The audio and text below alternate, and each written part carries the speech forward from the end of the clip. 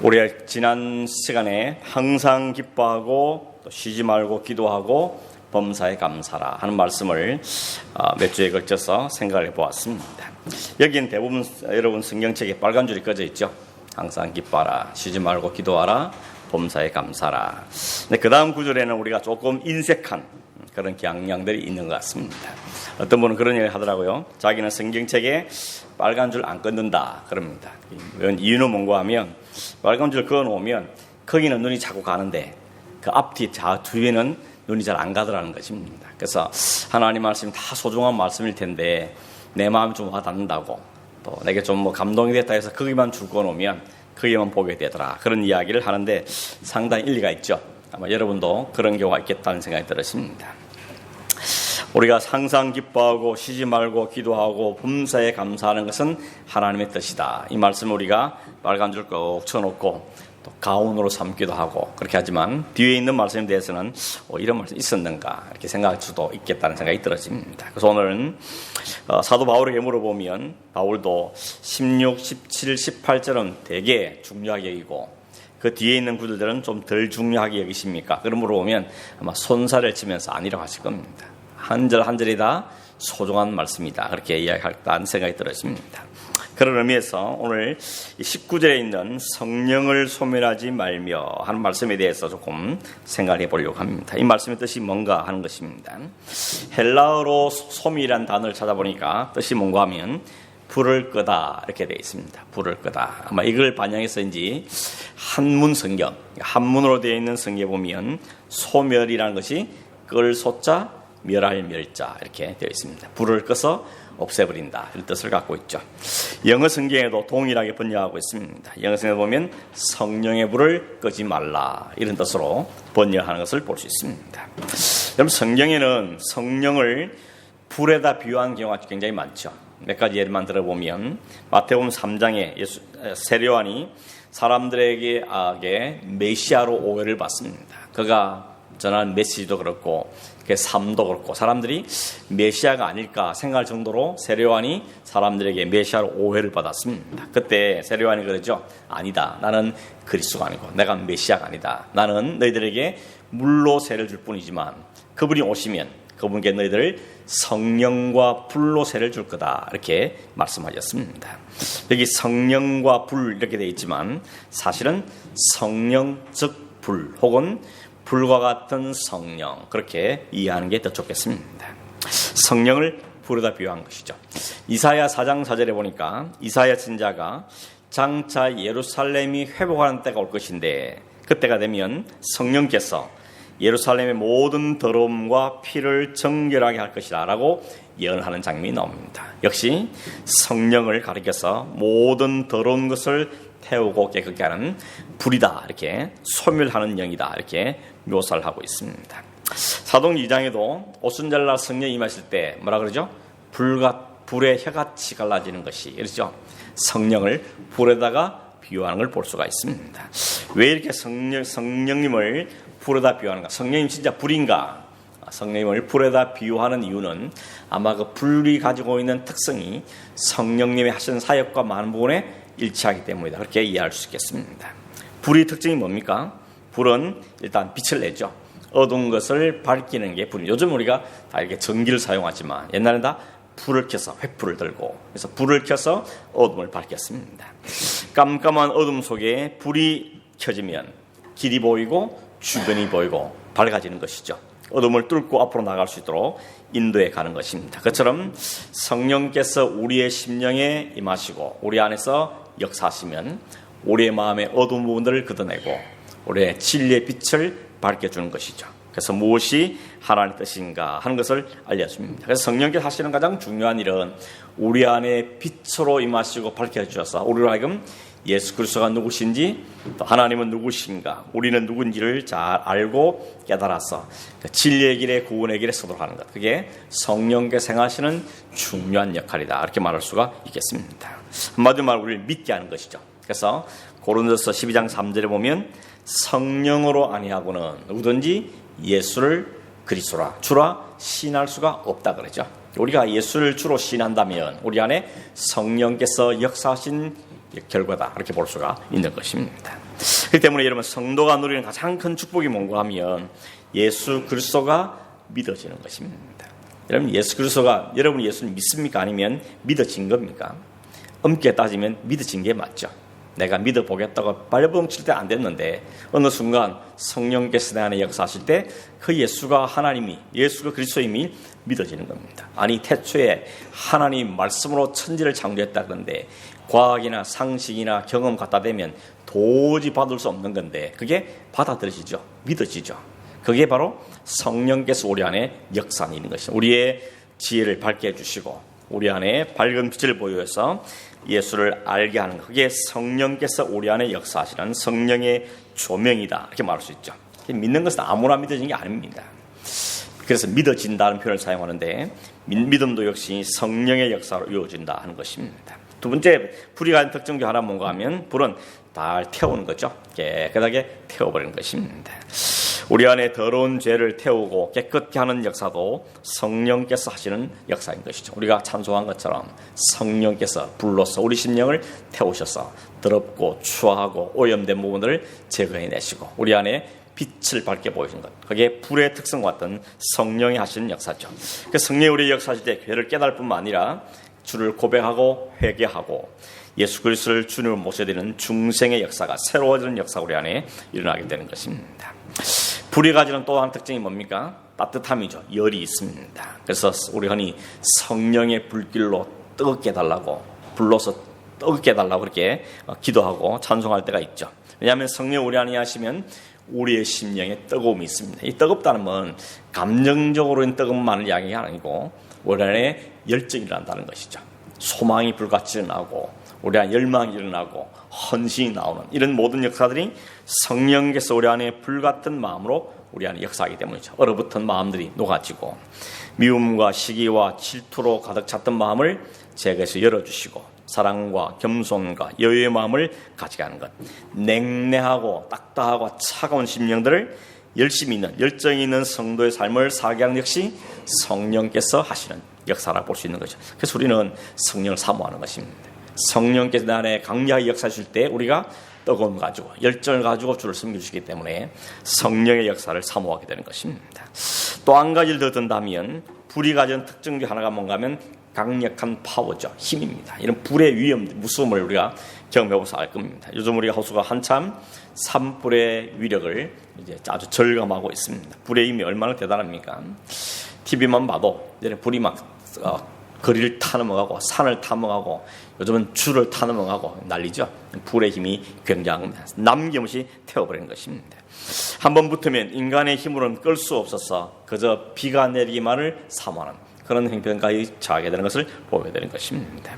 성령께서 그렇게 역사하신다는 겁니다. 성령이 우리 안에 불같이 역사하셔서 우리 안에 능력을 부으시죠. 우리를 자극하고 우리를 강권하기도 하고 우리에게 인도하는 힘이 있습니다. 성령 우리 안에 생명과 원기와 활력을 넣어주셔서 무기력하거나 억지로 끌려가는 삶이 아니고 적극적인 믿음에 살도록 도와주는 것도 성령께서 하시는 일입니다. 그래서 그리스도인과 비그리스도인의 가장 큰 차이점은 그 안에 성령님이 계시다는 것, 그리고 성령이 생명으로 우리 안에 역사하고 있다는 그게 가장 큰 차이점을 말할 수 있을 겁니다. 더 이상 허물과 죄로 죽은 존재가 아니고 성령으로 새롭게 태어난 사람들은 그 안에 생명이 있습니다. 무기력한 삶에서 주저앉아서 일어나게 만드는 것이죠. 요한복음 20장에 보면 주님께 십자가에 죽으신 다음에 베드로가 완전히 무기력증에 빠졌죠. 아무것도 할 수 없고 다 버려버리고 다시 고기잡이 생활로 돌아갔습니다. 심각한 상태에 도달했죠. 그런데 몇 장 후에 사도행전 2장에 보면 그랬던 베드로가 웬일인지 다 함대하게 사람들 앞에서 하나님 말씀을 전하죠. 조금도 기죽지 않고 주눅들지 않고 생명의 말씀을 전합니다. 그 사이에 딱 있었던 사건은 하나밖에 없죠. 성령께서 사도 바울 심령 가운데 역사한 것이었습니다. 이것을 볼 때, 이런 걸 종합해 볼 때 우리가 성령을 사모하고 성령께 붙잡히기를 원하고 성령이 나를 주장해 주기를 원하고 성령의 역사를 사모하는 마음은 소중한 마음이라고 말할 수가 있을 겁니다. 성령의 능력으로 되어진 것이죠. 성령의 능력이 우리를 이끌어가게 되어지는 것입니다. 뿐만 아니라 성령의 우리를 복음을 능력에 정하게 하는 힘도 우리에게 주시는 것입니다. 그래서 사람들이 전도 현장에 갔다고 나면 성령께서 역사를 경험했다 하는 고백을 들을 수가 있는 것입니다. 여러분, 그런데 그런 성령을 소멸한다 하는 말은 무슨 말이겠습니까? 성령께서 우리 안에 역사하는 것을 꺼버린다, 없애버린다. 사실은 문제가 있는 거죠. 인간이 어떻게 성령을 없애버릴 수 있습니까? 어떻게 성령의 역사를 인간이 꺼버리고 소멸시켜 없애버릴 수 있는가? 말이 안 되는 이야기인 것입니다. 성령님도 하나님이시지 않습니까? 하나님의 특성은 영원하시고 전능하시고 가신 분인데 그 성령님을 감히 어떻게 인간들이 그 성령을 소멸시켰느냐? 도저히 이해가 안 되지만 오늘 사도 바울은 그 불을 끈다는 그 의미를 갖고 성령의 소멸이 어떤 의미인지 우리에게 설명해 주고 있는 것입니다. 영어 성경에도 성령의 불을 끄지 말라. 현대 성경에도 보면 성령을 제한하지 말라. 쉬운 성경에 성령께서 일하시는 걸 막지 말라. 이런 일들을 하고 있는 것입니다. 그러니까 성령을 소멸치 말라 말은 성령을 없앤단 말보다는 성령이 주시는 감동과 혹은 성령이 주시는 지혜를 거부하는 걸 이야기하는 것입니다. 다르게 말하면 성령께서 제시하는 삶을 추구하다 순종하는 것이 아니라 자신의 욕망과 자기 생각대로 살아가는 삶을 가리켜서 성령을 소멸하는, 다르게 말하면 성령을 무시하는 것, 성령께 순종하지 않는 삶이라고 이야기할 수가 있겠습니다. 우리가 성령께서 우리에게 마음을 주시는데 외면한 경우도 있지 않습니까? 예를 들어서 성령의 힘이 없어서 그런 것도 아니죠. 성령의 능력이 없어서 그런 거 아닙니다. 성령께서 때로는 우리를 강제적으로 끌고 가기도 하십니다. 얼마든지 강력한 힘이 우리를 사로잡아서 우리를 끄집고 가기도 하는 것입니다. 그런데 많은 경우의 성경을 따라보면 성령께서는 인내하십니다. 오래 참으시는 거죠. 우리에게 제시하고 또 자극도 주시고 이끄시지만 강권적으로 그냥 확 한숨에 끌고 가지는 않는 경우를 많이 보게 되십니다. 말씀하고 자극도 주시고 힘도 주시고 그러면서 우리에게 자발적인 그 성령께 적극적으로 순종하는 것을 더 원하시는 것을 우리가 보게 되는 것입니다. 아마도 그렇기 때문에 이런 성령의 역사 활동은 겉으로 볼 때 마치 무시당하는 것처럼 혹은 성령이 소멸당하는 것처럼 보일 수 있다는 것입니다. 성도가 성령을 순종치 않고 자기만 살아갈 때 마치 성령이 진 것처럼 성령이 무시당한 것처럼 보일 수도 있다는 것입니다. 그러나 분명한 것은 성령께서 지거나 없어진 것이 아니고 우리를 그렇게 대우해 주시는 것입니다. 우리를 시간을 두고 우리를 역사해 가시는 성령을 보게 되는 것입니다. 어떤 경우에 우리가 성령을 무시하게 되는가 하면 그런 예들이 여러 가지 있을 수 있겠는데 한번 들어보시고 나는 어디에 해당되는가 하는 걸 한번 보시길 바랍니다. 먼저는 성령께서 우리 안에 어떤 마음을 주실 때 그 마음을 옆으로 밀어버리는 경우죠. 예를 들어서 누군가를 좀 도와주고 싶은 마음이 생겨졌는데 감동을 시켜주는데 아무도 모르니까 아무도 안 보니까 그저 못 본 채 하면서 지나가버린 경우도 있는 것입니다. 성령께서 말씀을 들을 때 형제를 이웃을 혹은 아내와 남편을 용서하고 용납하고 화해하라 라고 말씀하시는데 이를 악물고 용서하는 경우도 있죠. 이를 악물는 표현은 좀 그렇긴 하지만 그 말씀을 굳이 애써 외면하는 것입니다. 혹은 이웃이나 직장 동료나 사람들에게 복음을 좀 전해야 되겠다 하는 마음을 성령 주시는데 내가 뭘 대단하다고 세상이 워낙 그런데 아니면 분위기가 그렇지 않은데 이런 여러 가지 이유들 들어서 그들에게 한마디도 꺼내지 못하는 경우도 있는 것이죠. 때로는 성령께서 기도해야 될 필요성을 자꾸 깨우쳐주십니다. 하나님 말씀을 좀 더 가까이 하고 말씀대로 살 것을 우리에게 자극을 주십니다. 그런데 바쁘니까 피곤하니까 혹은 내일부터 혹은 내년부터 형편이 좀 좋아지면 이런 여러 가지 이유를 대면서 계속 뒤로 미루고 미루는 경우도 있는 것입니다.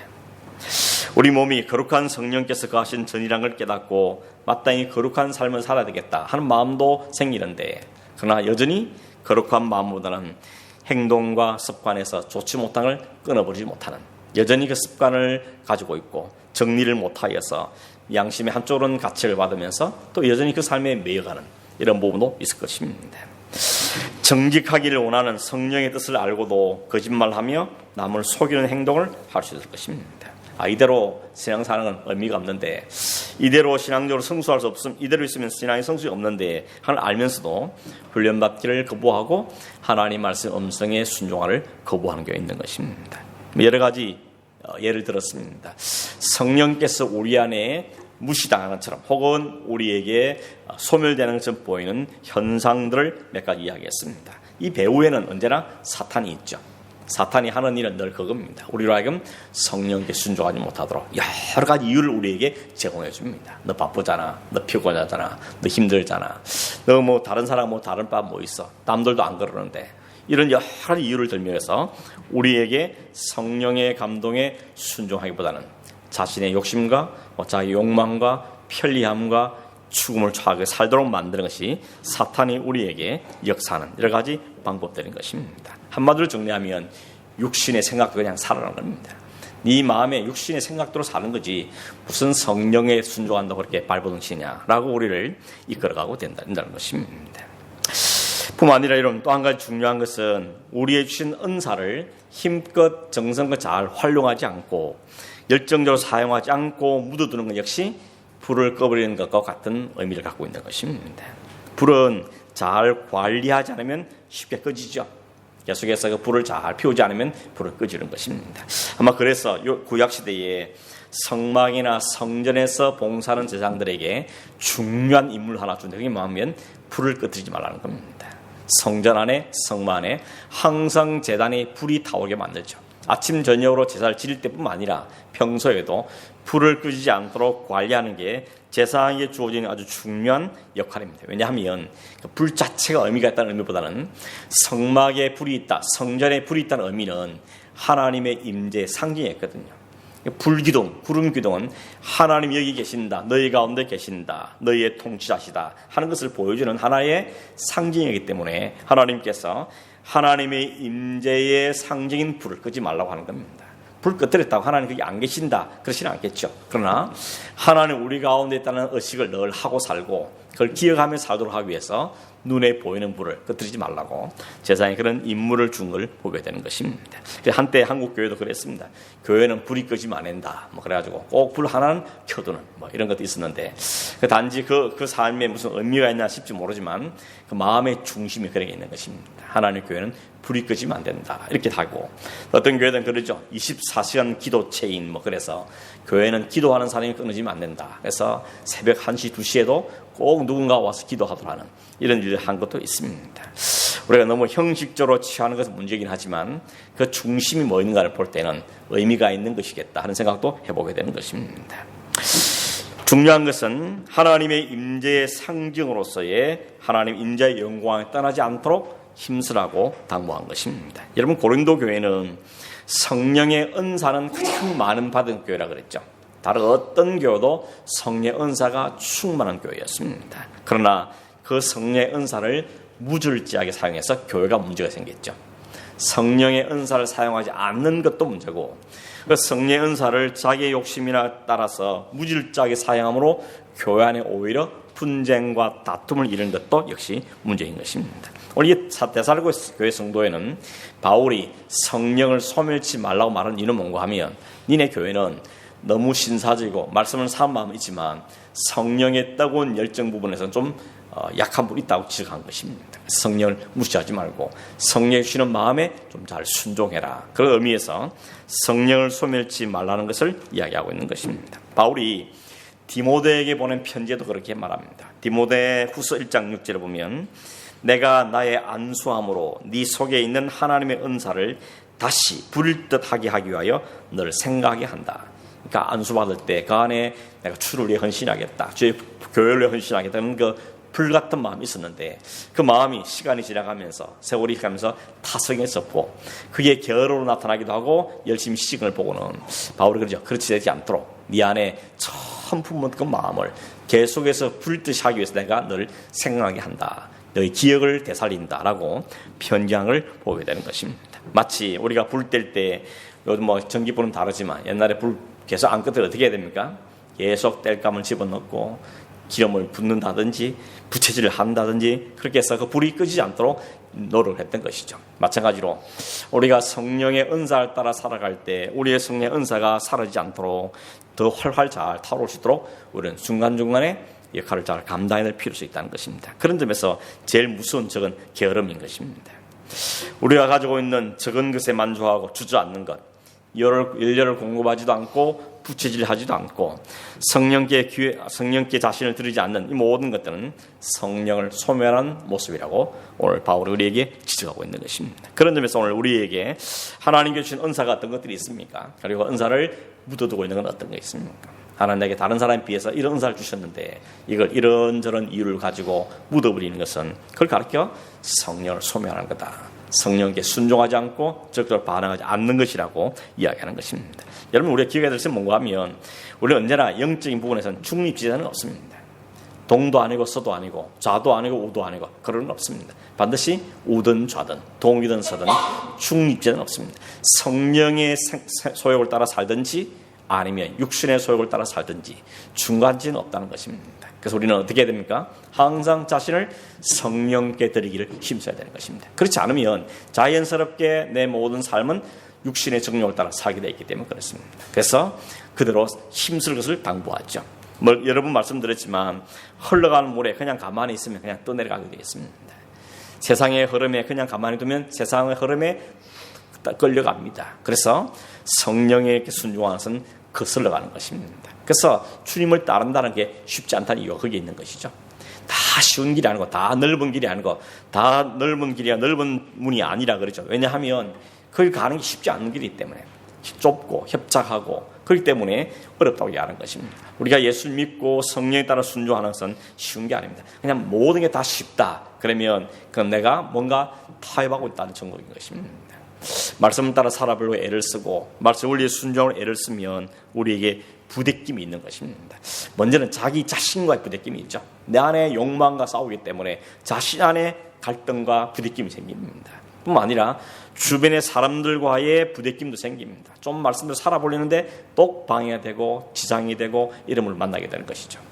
여러 가지 환경적인 면도 그렇고 어려움을 찾아오게 되는 것입니다. 아무튼 중립지는 없습니다. 우리가 성령께 순종하지 않으면 우리는 항상 육신에 순종하게 되어 있습니다. 그러므로 우리가 성령께 자신을 드리는 것이 무엇보다도 중요한, 그걸 가르쳐서 바울은 뭐라고 하면 성령 충만하라는 것입니다. 성령으로 충만하는 말은 성령의 지배를 잘 받으라는 이야기입니다. 자신을 성령께 온전히 내어드리라는 것입니다. 내가 육신에 따라 삶을 따라가지 않도록 성령의 다스림에 자기를 내어드리는 것, 그걸 우리는 성령의 충만함으로 말하는 겁니다. 성령의 충만함은 단지 성령의 은사적인 걸 말하는 게 아니라는 겁니다.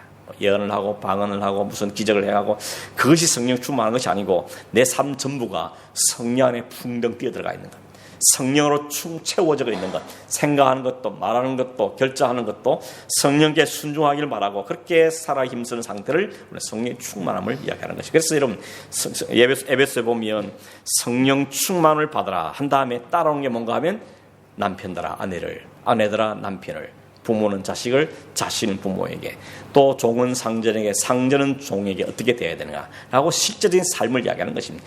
우리의 성령 충만함은 세상과 떠나서 이루어지는 것이 아니고 세상 속에서 실현돼야 돼. 그 성령의 충만함을 실현된다는 것을 이야기하고 있는 것입니다. 왜냐하면 그 성령으로 충만을 받지 않으면 우리는 언제나 육신을 따라 행할 수밖에 없는 자들이기 때문에 바울은 그걸 잘 알기 때문에 이야기하고 있는 것입니다. 그럼 만약에 성령께서 우리로 인해서 거부당하시면 성령 어떻게 반응하십니까? 포기하십니까? 아니면 강제로 끌고 가십니까? 일반적인 방법은 그렇습니다. 성령께서 다양한 방법으로 우리의 마음에 가책을 주십니다. 이러면 안 되는데 이게 잘못이구나 하는 깨달음을 주는 게 성령에게 주시는 첫 번째 단계죠. 그때 속히 회개하고 속히 주님께 돌이키며 하나님 은혜를 주십시오 라고 구하는 게 진짜 지혜로운 사람인 것입니다. 자꾸 안 들으면 어떻게 합니까? 또 다른 방법으로 가책을 느끼게 하는 것입니다. 또 그렇다고 말하기 어렵지만 예를 들면 건강의 문제로 한번 경고를 주셨는데 말을 안 들으면 자녀의 문제로 혹은 재정의 문제로 이런 것들로 하나님은 다양한 방법으로 마음의 가책을 느끼게 하는 것입니다.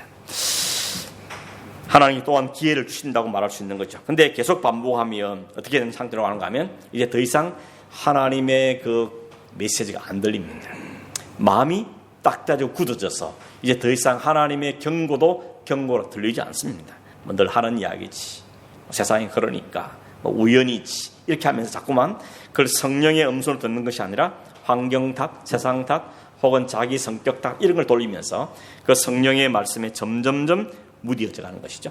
그게 성령적으로 마비되는 것입니다. 그게 바로 성령이 우리 안에 소멸됐다고 표현한 의미라고 볼 수 있는 것이죠.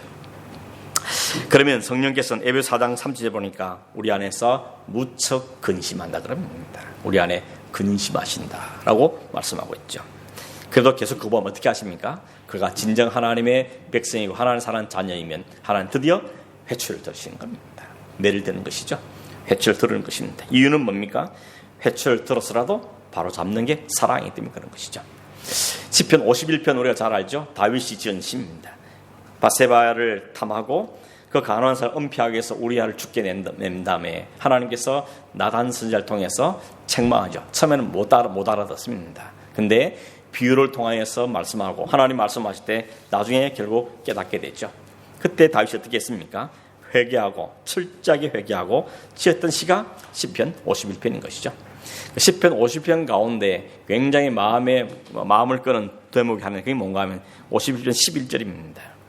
그가 회개하고 통회하면서 말하기를 하나님이여 나를 주 앞에서 쫓아내지 마시며 주의 성령을 거두지 마옵소서 이렇게 기도합니다. 성령을 거두지 마십시오 라고 말하죠. 여러분 구약시대는 우리가 보기에 성령이 거하기도 하고 떠나기도 하고 그런 장면을 여러 번 보죠. 그 대표적인 사람이 사울이지 않습니까? 다윗은 자기 생애 가운데 사울을 통하여서 성령이 떠나시면 어떻게 되는지를 너무 생생히 보았습니다. 성령이 떠나버리면 성령을 버려버리면 어떤 비참한 지경에 처한지를 다윗은 사울왕을 통해서 분명히 보았습니다. 그래서 그는 하나님께 기도하는 거죠. 하나님 나에게 성령을 거두지 말아 주십시오. 제발 성령님을 거두지 말아 주십시오. 왜냐하면 그렇게 되면 사울왕이 겪었던 그 비참한 삶이 자신에게도 임할 수 있다는 사실을 알았기 때문에 그렇습니다. 그래서 그는 그렇게 기도하고 당부하는 걸 보게 되는 것입니다. 여러분 성령님을 근심하게 만들고 성령을 소멸하면 우리의 인생의 행복보다는 비참함이 찾아오게 되는 것입니다. 어쩌면 처음에는 영적인 면만 비참하지 생활적인 면에서는 그런 안 생길지도 모릅니다. 그러나 하나님 진짜 사랑하시면 우리 생활적인 면까지 손을 대시는 겁니다. 그래서 우리를 비참한 가운데 내모십니다. 이유는 뭡니까? 우리를 다시 회복시키기 위해서 바로잡기 위해서 때로 우리를 그렇게 다루시는 겁니다. 이미 여러분이 아버지에 대해서 보셔서 어머니에 대해 보셔서 그 마음이 어떤 마음인지 아시지 않습니까? 그게 하나님의 동일한 마음인 것입니다. 때려서라도 바로잡겠다는 겁니다. 옛날에 제가 섬겼던 교회 담임 목사님은 늘 입버릇자 하는 말인 자식을 다리 몽댕이를 부르더라도 교회를 끌고 와야 된다고 이런 이야기를 자주 하셨는데 그렇습니다. 하나님은 때로 우리의 다리 몽댕이를 부르더라도 바로 잡습니다. 그게 야곱이지 않습니까? 야곱을 쳐서 뼈가 환절되게 만든 다음에 지팡이 짚고 하나님께 순종하게 만들 겁니다. 사도 바울도 마찬가지죠.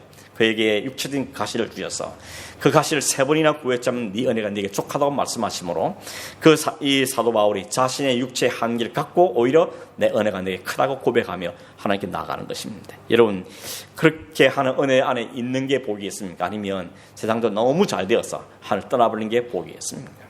하나님은 진짜 사랑하는 자녀라면 이렇게 손을 대서라도 하나님께 돌이키시는 하나님 것을 보게 되는 것입니다. 하나님께서 성령 주시는 마음에 순종하면 혹시 나의 생각과 계획과 일치 안 되는 경우도 종종 있죠. 그렇다고 이런 모든 게 성령 인도하시면 항상 나와는 반대다 그렇게 생각할 필요는 없습니다. 하나님 우리를 하나님 기뻐하시든가 이끌어 가시기도 합니다. 그러나 때로는 우리가 생각하는 방향은 다르게 이끄시는 경우도 있다는 겁니다. 근데 그때 순종하게 되면 하나님께서 그 결과로 예비하시는 것들을 경험하게 되는 것이죠. 그런 예도 성경에 굉장히 많습니다. 예를 들어서 사도행전 10장에 보면 베드로가 환상을 봅니다. 하늘에서 큰 보자기가 내려오는데 그 보자기를 들여다보니까 유대인의 율법에 의해서는 절대 먹으면 안 되는 짐승들만 가득 들어 있습니다. 근데 하나님 말씀하시죠. 성령께서 말씀하기를 잡아먹으라 그럽니다. 베드로가 완강하게 거부하죠. 절대 못 먹습니다. 어떻게 유대인이 율법에 금한 이걸 먹을 수 있습니까? 라고 거부했습니다. 그러다가 그 환상을 끝났는데 동시에 베드로가 본 환상 나중에 그 의미를 알게 됐죠. 갑자기 고넬료라는 이방인이 찾아오더니 자기한테 와서 좀 복음을 전해달라고 초대한 것입니다. 그때 성령께서 그게 바로 그 환상의 의미를 깨닫게 만들죠. 비록 그 당시만 해도 유대인들이 이방인을 찾아가는 것은 금기사항입니다. 감히 어떻게 유대인이 이방인의 집에 들어갑니까? 뜰도 같이 안 쓰는데 그런데 성령께 순종하여서 가게 된 겁니다. 갔더니 고넬료와 그 온 집안 식구가 앉아서 그 베드로가 전한 말씀을 듣겠다고 눈이 초롱초롱해서 듣고 있었죠.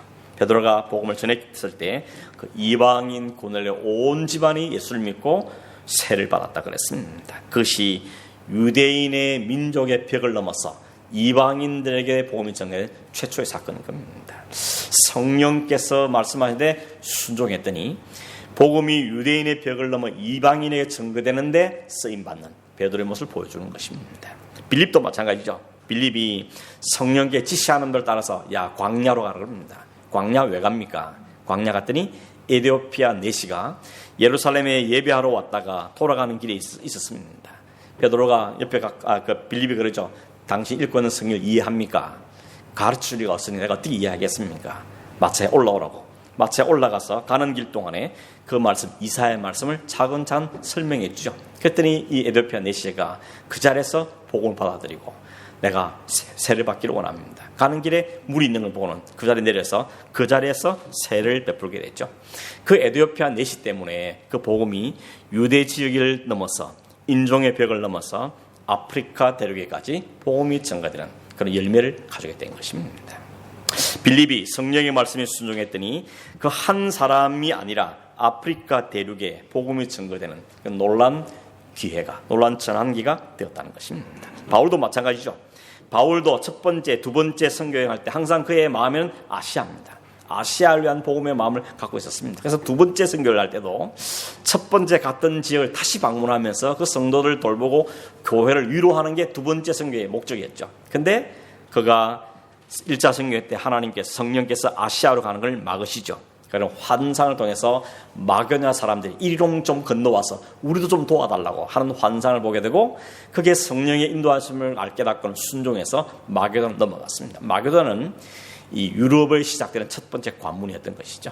바울이 거기 가서 복음을 전하고 그 이후로 계속해서 그 지역에 마게도냐 지역에 있는 빌립보라든지 에베소라든지 이런 교회에 복음을 전하게 됩니다. 성령께 보시는 그 환상에 순종하여서 마음에도 없었던, 계획에 없었지만 성령에 순종하여서 마게도냐를 건너감으로 유럽의 하나님의 복음의 문을 여는 관문에 들어갔고 거기에서 유럽 복음화의 전환점이 되는 일들을 경험했다는 것입니다. 성경에 있는 이야기는 했지만 이런 예는 너무 많습니다.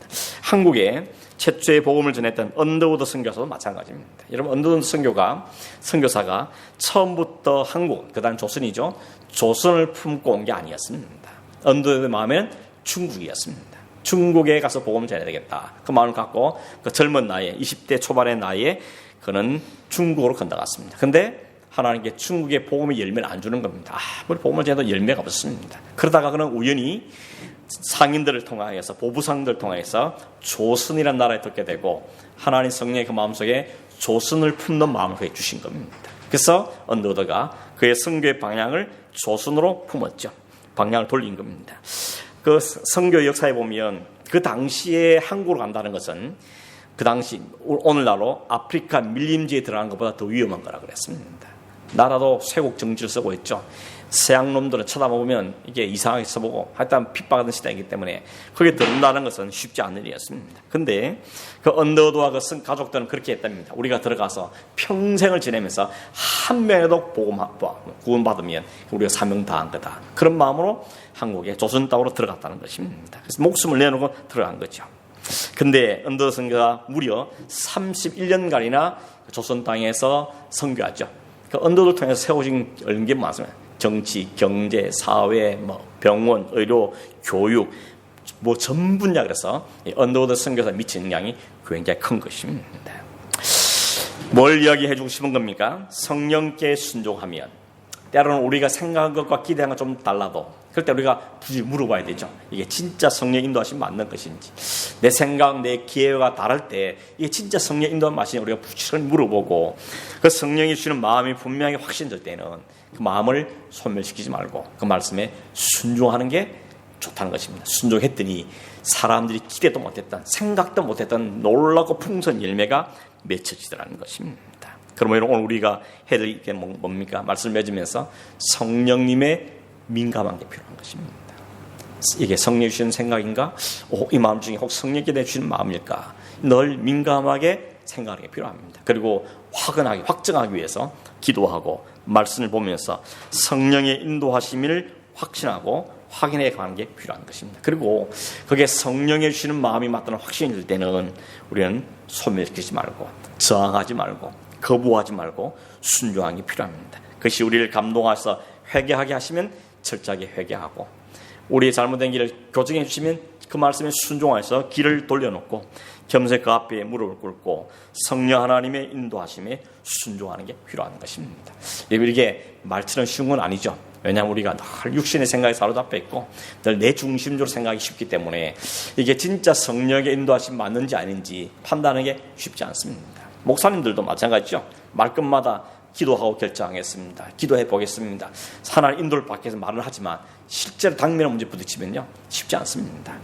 왜냐하면 내 개인 인간이 가진 그 감정이 자꾸 개입되게 되었습니다. 저렇게 하면 더 유익이 되겠는데, 저렇게 하면 좀 더 좋겠는데, 좀 더 좀 편리하겠는데, 이런 생각이 점점 들기 때문에, 그래서 우리에게 매일같이 하나님 앞에 무릎 꿇음이 필요한 것입니다. 매일같이 말씀을 읽고 묵상하며 혹은 기도하고 하는 이유가 뭡니까? 그걸 통해 지식 자랑하는 건 아닙니다. 그걸 통해서 뭐 좀 잘 살아보겠다, 그것도 아닙니다. 성령께서 오늘 내게 주시는 그 말씀에 내가 순종하며 살기 원하는 마음이기 때문에 그런 것이죠. 왜냐하면 그렇지 않으면 우리는 죄악된 길로 달려가기 때문에, 그런 내 본성을 잘 알기 때문에 성령, 오늘도 내게 말씀하시를 듣기를 원하고, 오늘도 성령께 이끌려 살기를 원하고, 오늘 하루도 성령께 붙잡혀 살기를 원하는 그런 마음을 기도할 수밖에 없는 것입니다. 내 선입관을 내려놓고, 선입관 버리고, 이해타산, 계산을 내려놓고 성령의 날 때문에 제한되지 않도록 성령의 순종함으로 성령의 나를 통해서 맺고 다니는 그 열매가 더 풍성하기 위해서 사모한 마음을 가지고 기도하며 순종하는 삶이 필요한 것입니다. 여러분, 우리가 경험해서 알지만 한 번 순종하기 어렵죠. 순종하기 시작하면 순종도 쉬워지게 되어 있습니다. 한 번 순종하기 어렵죠. 한번 그 순종하기 시작하면 그 순종의 습관이 될 때 우리는 남들이 생각지 못한 순종의 자리에 가게 되는 경험을 경험하게 되는 것입니다. 오늘 말씀 기억하면서 성령께 순종하는 것에 놀라운 열매가 있다는 사실도 기억하고, 우리 모두가 성령 하나님께 잘 순종하는 삶을 살기를 원합니다. 그러기 위해서 기도하고 말씀을 대하며 성령의 대냐스를 내어드림을 통해서 성령의 열매를 맺어가는 그런 우리 자신들이 되어지고 우리 교회가 될 수 있기를 기도하는 우리가 되기를 간절히 바랍니다. 이 말씀을 기억하며 한번 기도하시죠. 하나님, 성령 하나님 인도하심에 순종하며 살기를 원합니다. 그래서 우리에게 풍성한 열매를 맺는 삶을 살기를 원하고, 성령을 근심케 하는 삶이 아니라 기쁨을 가지는 충만해가 있는 삶을 살기를 원합니다. 우리로 하여금 성령께 민감할 수 있는 마음을 주시고 말씀과 기도에 게으르고 타협하지 않게 하시고 성령 순종하는 삶을 잘 살아감으로 하나님께 순종에 맺어지는 그 열매 기쁨을 풍성히 누리는 우리 자신들이, 또 우리 교회가 될 수 있기 위해서 같이 한번 기도하겠습니다. 하나님, 성령께 순종하며 사는 삶이 참 복된 삶이고, 그 삶이 맺는 열매가 풍성 우리에게 말씀해 주셨지만 우리가 성령의 인도하심에 민감하지 못하고 욕심과 욕망과 눈에 보이는 것들과 이해타산들로 인하여서 혹은 사탄이 펼쳐놓은 여러 가지 함정의 늪에 걸려서 성령께 순종하기보다는 오히려 성령을 소멸시키는 삶을 살아갈 때가 많은 것을 고백합니다. 하나, 우리로 하여금 성령의 더 강력한 역사심에 순종하기를 원하는 마음 주셨사오니 하나, 우리 가운데 역사하시 은혜를 베풀어 주셨어 비참함 가운데 더하지 아니하고 성령 안에 기뻐하고 감사와 즐거워하는 삶을 살도록 도와주시옵시고, 특별히 하나님 성령의 열매를 풍성히 맺어가는 우리의 삶이 또 교회가 될 수 있도록 은혜를 베풀어 주시옵소서. 우리 온 성도들이 성령 하나님께 순종하고 민감하며 즐거이 순종함으로 하나님 나라를 이루어가며 우리 가운데도 삶의 풍성히 맺어가는 은혜가 있도록 즐거움이 있도록 충만케 역사하여 주시옵소서. 그러하신 예수님의 이름으로 기도하옵나이다. 아멘.